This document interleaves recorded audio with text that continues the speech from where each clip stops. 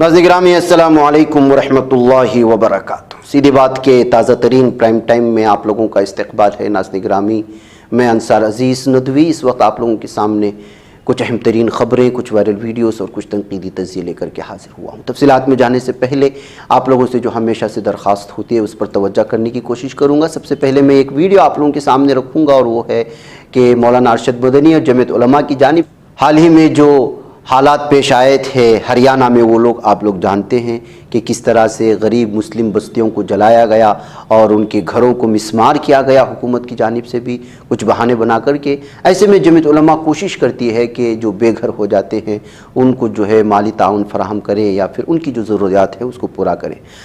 यहाँ पर 22 फैमिली को, जिसमें 3 गैर मुस्लिम फैमिली भी थी, हिंदू फैमिली भी थी, उनके भी घरों को मिसमार किया गया था। वो भी जुल्म का शिकार हुए थे, यहाँ की सरकार की जानिब से कहें या फिर यहाँ के हिंदुत्व ज़हनियत के हामिल लोगों की जानिब से।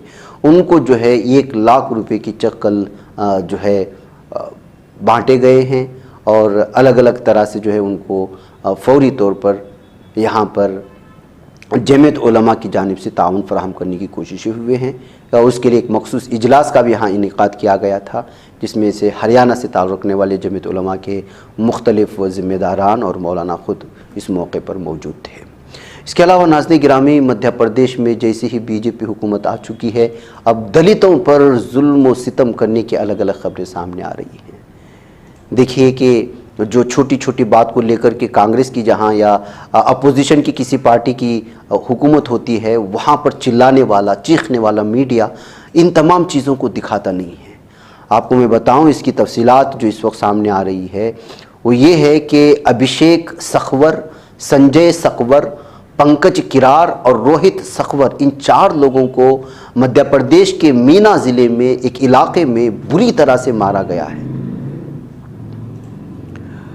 और मॉब लिंचिंग की कोशिश हुई है। और ये हमला करने वाले कौन हैं?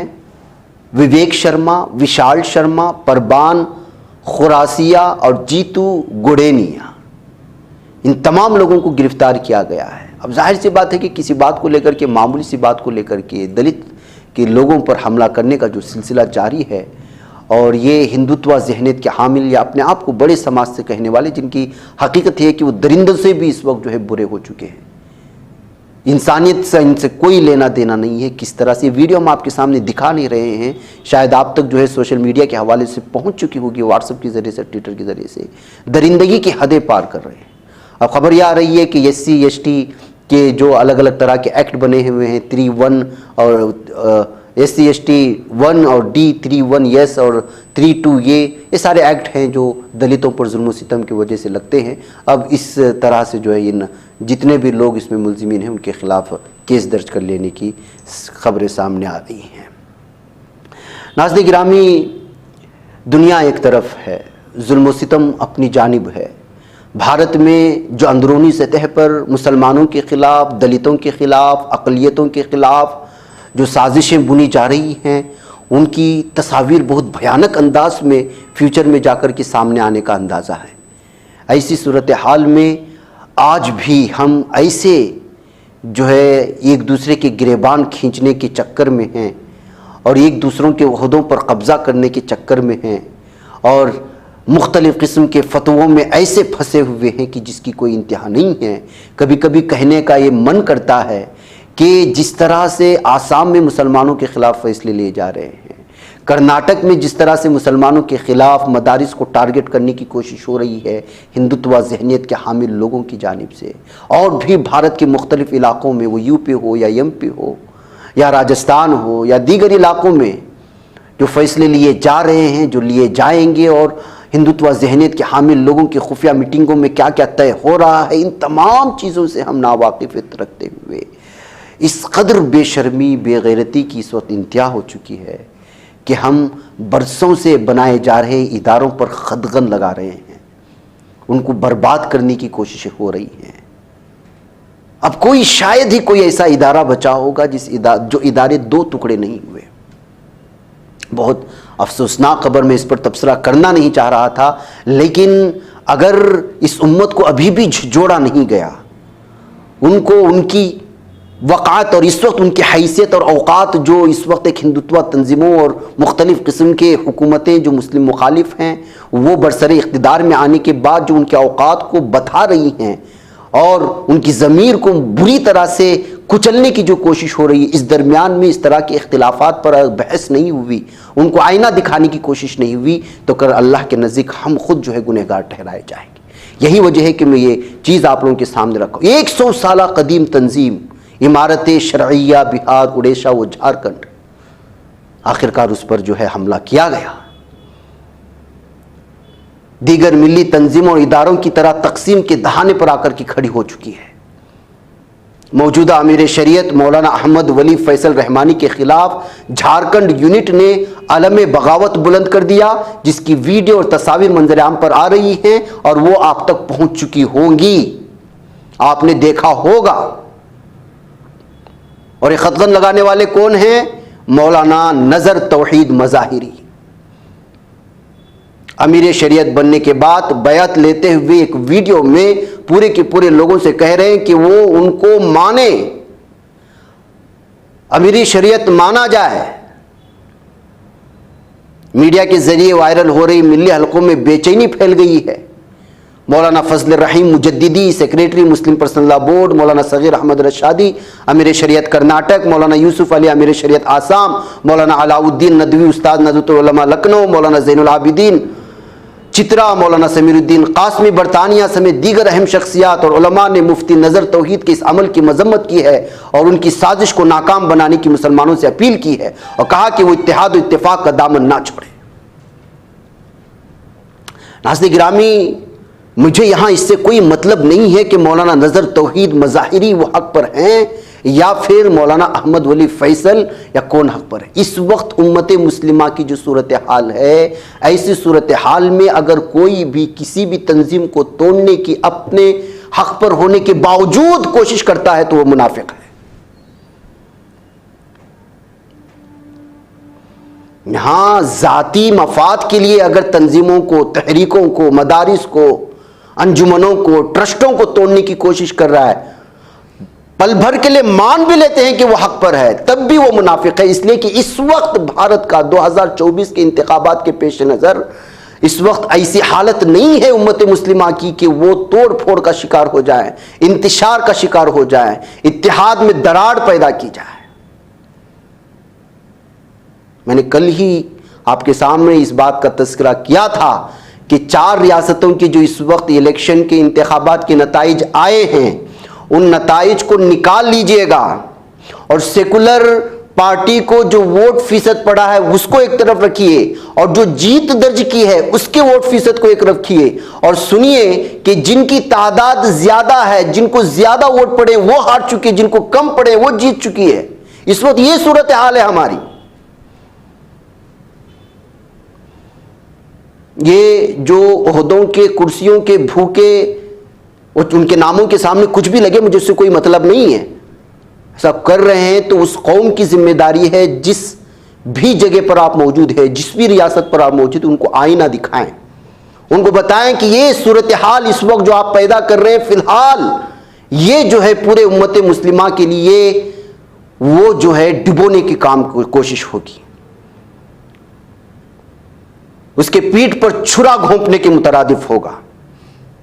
इस वक्त तमाम तंजीमों को 2024 से पहले पहले सर जोड़कर बैठ करके एक फैसला लेने की ज़रूरत है। और अफसोस का मकाम यह है कि इस सिलसिले में हमारे जो इस वक्त फाइज है मुख्तलिफ तंजीमों पर, वो इस सिलसिले में भी कोई संजीदगी दिखा नहीं रहे हैं, सिवाय इसके कि अपने कॉर्नर जलसों के अलावा कहीं नज़र भी नहीं आ रहे हैं। लेकिन मैं कोशिश कर रहा हूँ झुंझुड़ने की, कुछ उलमा हैं वो झुंझुड़ने की कोशिश कर रहे हैं और उम्मीद है कि इंशाअल्लाह ताला वो भी मैदान में आ जाएंगे। इस सिलसिले में मुमकिन है अंदरूनी सतह पर काम कर रहे हो, हमको पता नहीं हो, अगर नहीं हो रहा है तो होना चाहिए। तो ये जो शरारतें हुई हैं झारखंड यूनिट की जानिब से, ये किसी भी सूरत हाल में काबिल कबूल नहीं है।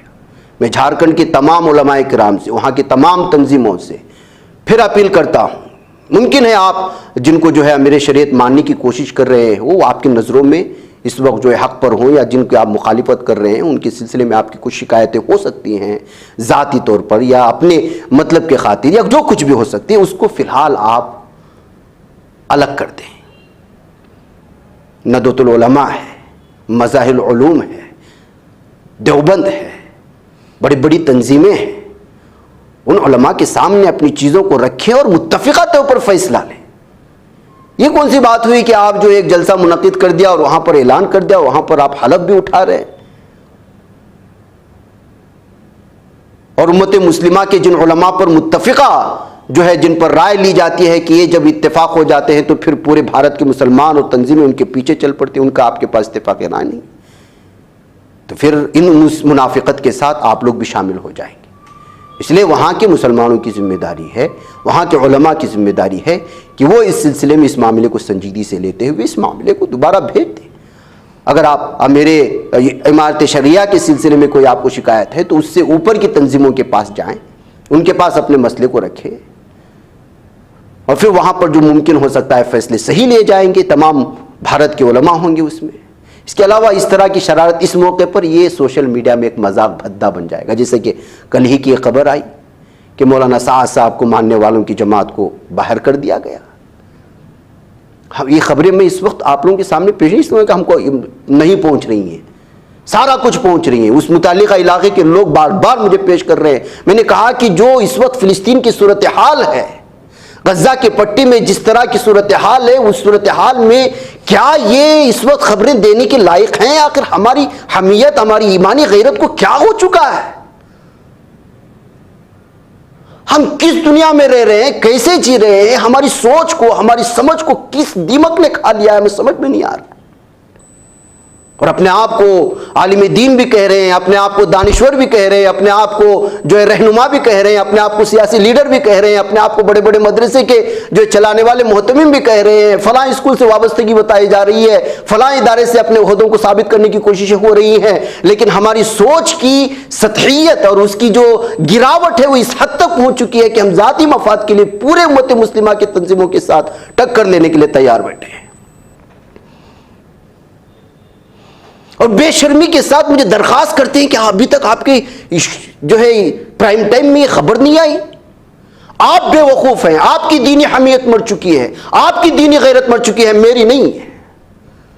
गज़ा की पट्टी में एक मासूम मुसलमान अगर वहां मरता है, शहीद होता है, तो मुझे तकलीफ आपको नहीं हो रही। मुल्क के मुख्तलिफ इलाकों में मॉब लिंचिंग के नाम पर मुसलमानों को मारा जा रहा है, उस पर आपको तकलीफ नहीं रही। आपको अपने ओहदों की पड़ी हुई है, अपने अपनी इमारत शरीयत की पड़ी हुई है, अपने आप को गद्दी की पड़ी हुई है, अपने आप को ओहदों की पड़ी हुई है। यही जो मामला झारखंड में पेश आया, कई लोगों ने मैसेज करके कह रहे हैं मौलाना इस पर बोलिए बोलिए बोलिए। अरे किसके बारे में बोलूं भाई? तुम भी अपने हो, वो भी अपने हैं, क्या बोला जाए? हम इस वक्त ऐसी कौम बन चुके हैं नाज़रीन गिरामी कि हमें अगर जूतों से पकड़ करके मारा जाए तब भी कम है। और जो सूरत हाल इस वक्त मुसलमानों के साथ भयानक अंदाज में सामने आ रही है ना, ये गैरों की वजह से या इसकी वजह से अपने अमाल और अपनी करतूत की वजह से जो इस वक्त हमारे सामने आ रही है, इस कदर बेगैरत हो चुके हैं हम लोग। इसलिए ये जो इस वक्त हो रहा है, ये जमातों को मस्जिद में न आने देने की बातें और ये जो सारी चीज़ को ख़त्म कीजिए।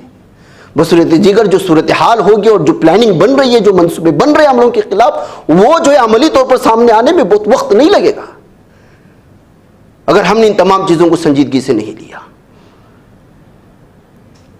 मुझे माफ़ करें, सख्त अल्फाजों का इस्तेमाल हुआ है, लेकिन ये हकीकत है और इस हकीकत को समझने की कोशिश करनी चाहिए।